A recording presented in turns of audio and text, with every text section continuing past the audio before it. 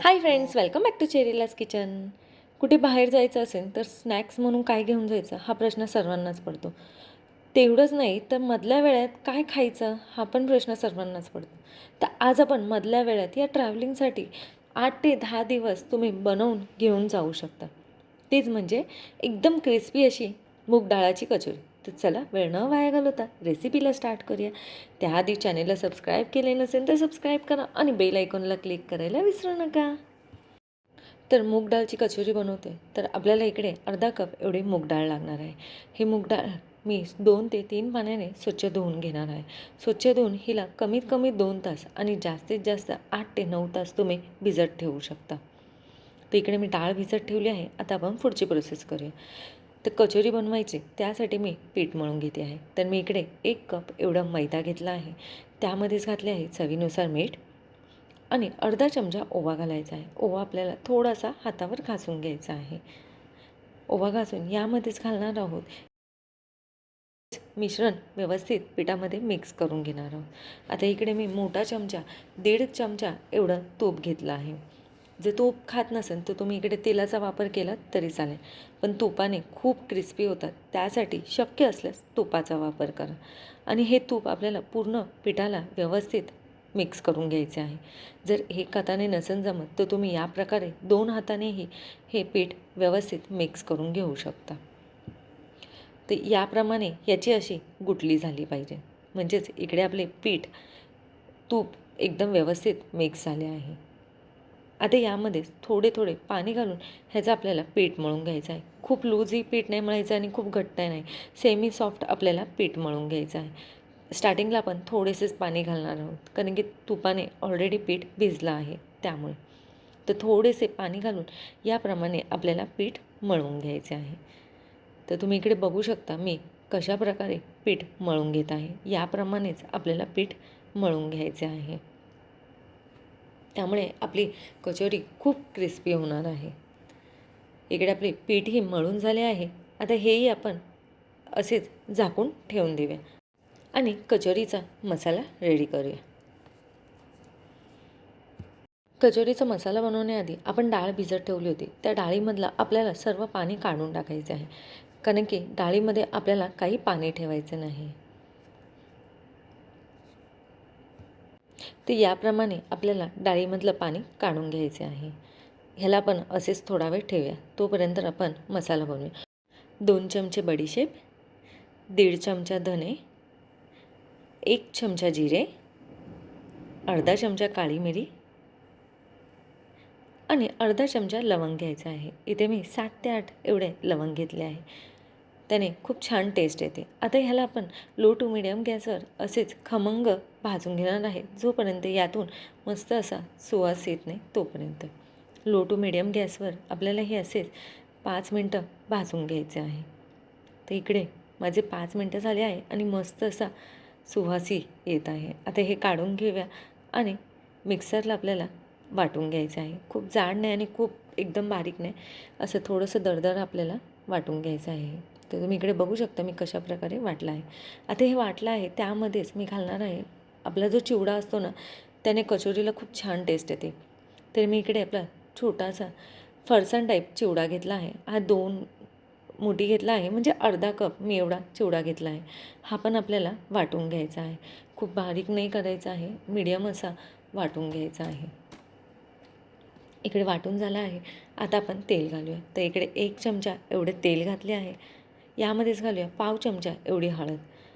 हळद थोडीशी भाजली की यामध्येच घालणार आहोत आपण जी डाळ काढून ठेवली होती, ती सर्व डाळ यामध्ये घालणार आहोत आणि याला लो टू मिडियम गॅसवर असेच आपण परतून घेणार आहोत. तसेच यामध्ये घालूया चवीनुसार मीठ. मीठ घालून हे आपल्याला परत असेच परतून घ्यायचे आहे. 5 ते 7 मिनटं आपण हे असेच परतून घेणार आहोत. तिकडे माझी डाळ 5 ते 7 मिनटं परतून झाली आहे. आता यामध्येच घालूया मसाले. आपण जो वाटून ठेवलेलं फरसाण आहे ते पण आपण घालणार आहोत. ते घालूया. मी सर्व वाटून घेतलेलं फरसाण घातलं आहे. तसेच यामध्ये ॲड करूया जो आपण मसाला बनवला तो मी इकडे 2.5 चमचे एवढा मसाला घातला आहे. आता यामध्येच घालूया 1 चमचा एवढी आमचूर पावडर, 1 चमचा पिठी साखर अर्धा चमचा गरम मसाला आणि 1 पिंच आपल्याला बेकिंग सोडा घालायचा आहे आणि 1 चमचा आपल्याला कसुरी मेथी घालायची आहे. हे सर्व मिश्रण आपल्याला असेच परतून घ्यायचं आहे 5 मिनिटं. हे आपण असेच लो टू मीडियम गॅसवर परतून घेऊया. तसेच यामध्ये लाल मिरची पावडर घालायची राहिली आहे, त्याच्यामुळे मी अर्धा चमचा एवढी लाल मिरची पावडर घातली आहे आणि हे मिश्रण आता आपण परत 5 मिनिटं असे परतून घेऊया. तर इकडे आपले 5 ते 7 मिनिटं मी मिश्रण असेच परतून घेतले आहे. आता हे आपण काढून घेऊया. काढून ह्याला आपल्याला मिक्सरच्या भांड्यामध्ये वाटून घ्यायचं आहे. ॲक्च्युली माझ्याकडनं व्हिडिओ स्किप झाल्यामुळे मी तुम्हाला दाखवू शकत नाही आहे.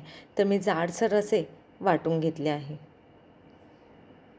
तर तुम्ही इकडे बघू शकता मी असे जाडसर वाटून घेतले आहे. इकडे आपले पीठही भिजले आहे. आता पीठ आपण एकदा हलक्या हाताने मळून घेऊया. पीठ मळून ह्याचा आपल्याला असा लांबसर गोळा करून घ्यायचा आहे, जेणेकरून आपल्या एकसारख्या कचोऱ्या येतील त्यासाठी. तर मी यासारखे लांबडे असे पीठ मळून घेतले आहे. आता ह्याला असे या प्रकारे कट करायचे आहे. तुम्ही जी साईज पाहिजे त्या साईजमध्ये तुम्ही कट करू शकता. तर मी इथे छोटे छोटे कचोऱ्या बनवणार आहे, त्यासाठी मी इकडे छोटे छोटे असे कट केले आहे. आता आपण कचोरी बनवूया. कचोरी बनवण्यासाठी आपण इकडे या प्रकारे लाटूनही घेऊ शकतो. लाटून यामध्ये आपल्याला सारण भरायचं आहे. तर या प्रकारे मीडियम असे मी लाटून घेतले आहे. खूप जास्त पातळ नाही आणि खूप जास्त जाडी नाही. तर या प्रकारे लाटून आपल्याला पूर्ण सारण भरून फक्त हिला याप्रमाणे पॅक करायचे आहे. हिचे जे तोंड आहे ते व्यवस्थित एकदम पॅक करायचं आहे, जेणेकरून तेलात टाकल्यावर ती फुटणार नाही किंवा सारण बाहेर येणार नाही. यासाठी आपल्याला या प्रकारे पॅक करून घ्यायचे आहे. तर तुम्ही जर लाटण्याने लाटून नाही तर डायरेक्ट हातावरही बनवू शकता, ज्याप्रमाणे मी दाखवलं आहे.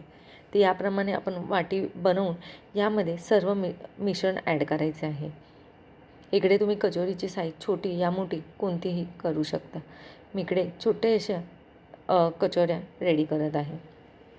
तर तुम्ही या पद्धतीने तुम्ही करू शकता. आहे की नाही, एकदम इझी आहे, पटकन कचोरी होऊन जाते.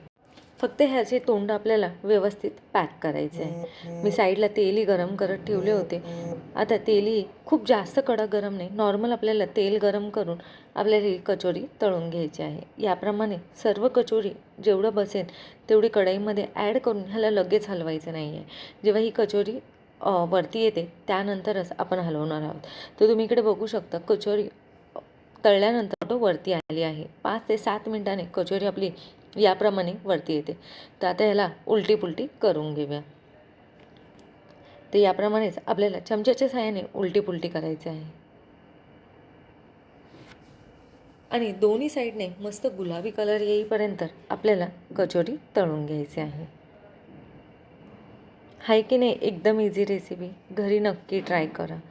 आणि जर तुम्हाला रेसिपी आवडलीच तर तुम्ही नक्की लाईक करा आणि शेअर करा. तर तुम्ही इकडे बघू शकता किती मस्त असा गुलाबी कलर आला आहे आणि खायलाही खूप छान लागते आणि तुम्ही ट्रॅव्हलिंगलाही घेऊन जाऊ शकता. तर या प्रकारे झाऱ्याने तिला थोडंसं उलटं करायचं आहे आणि सर्वीकडनं एकसारखा कलर येईपर्यंत तळून घ्यायचा आहे. तर इकडे सर्वीकडनं एकसारखा कलर आला आहे, मस्त गोल्डन असा. मी त्यांना काढून घेते.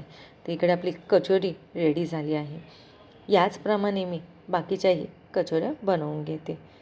इकडे आपली कचोरी रेडी झाली आहे. तुम्ही एअरटाईट डब्यामध्ये हिला 8 ते 10 दिवस या त्यापेक्षाही जास्त दिवस ही कचोरी आपली अशीच राहणार आहे.